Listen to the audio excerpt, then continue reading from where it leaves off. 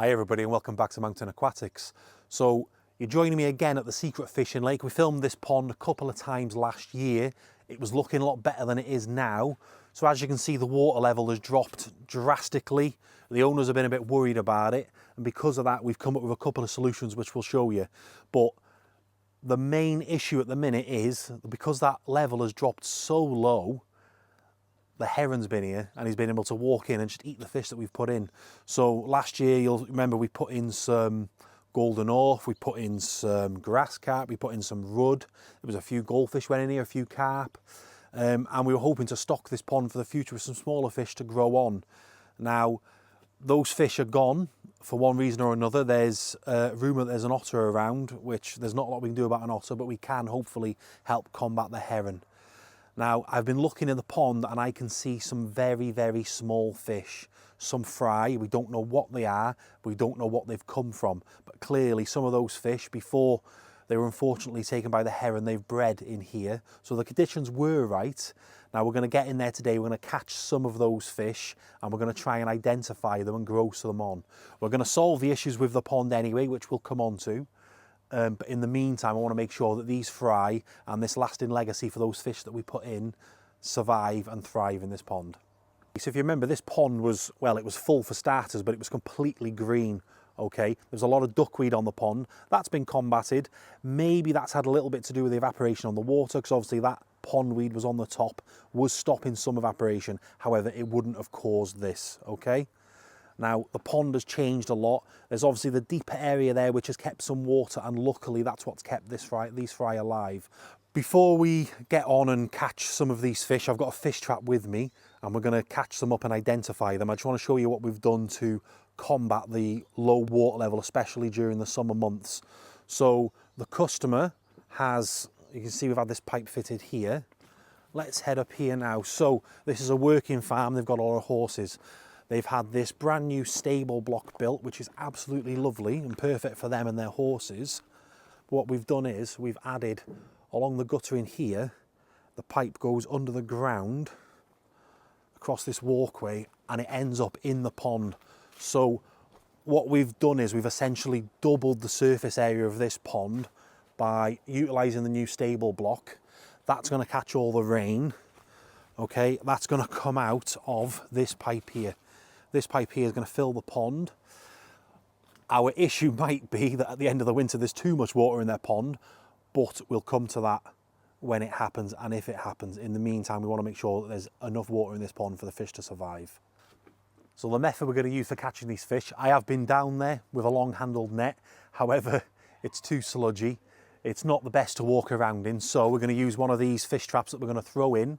We're going to use a brilliant bait, doesn't cost you much, bit of stale crust.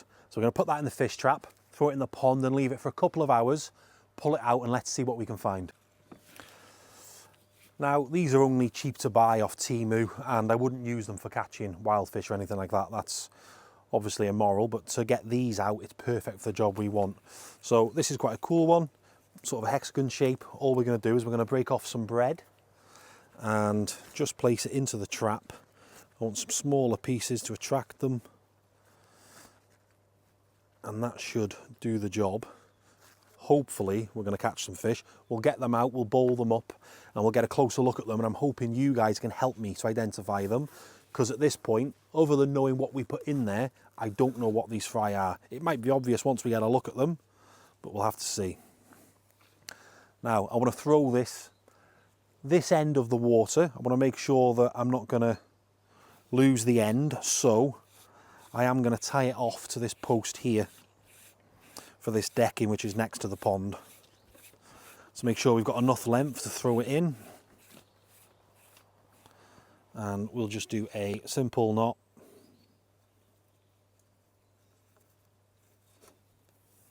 Put that back through there. There we are. So hopefully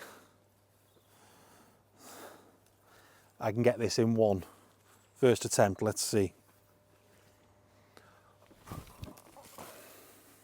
No.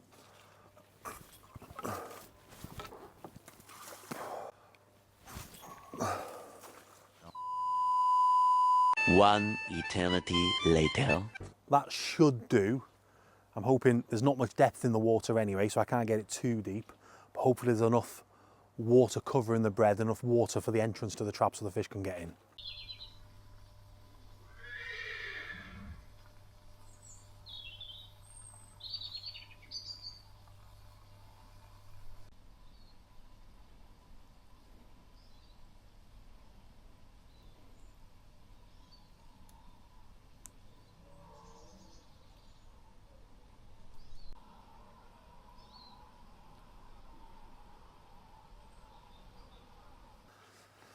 We're back now for the exciting part. So it's been 2 hours, 2.5 hours, something like that.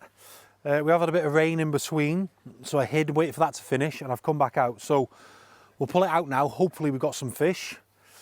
I've got faith that it will work, and if it does, we'll put them here in this holding tank, which is only temporary, and we'll get a good look at them. So let's pull in this and then get them into the holding tank as quick as we can. Well, there's still plenty of bread in there.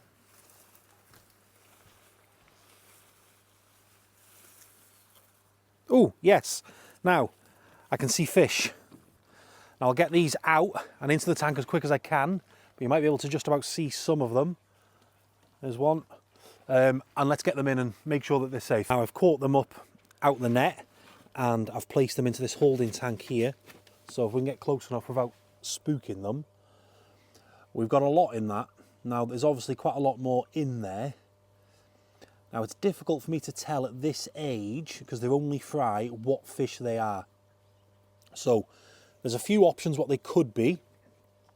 Now, in this pond, we've placed golden orf, blue orf, goldfish, common carp, mirror carp, tench, golden rudd. There was a good mix that went in there. Now, they could be something totally unrelated to any of them, and there could have been fish already in the pond that we didn't know about, or something that's got in here. But I'd like to know what you guys think. Please comment below what you think they are. We'll get a view from above now so you can see the shape of them. There's quite a few, and I would say there's still a lot still in there.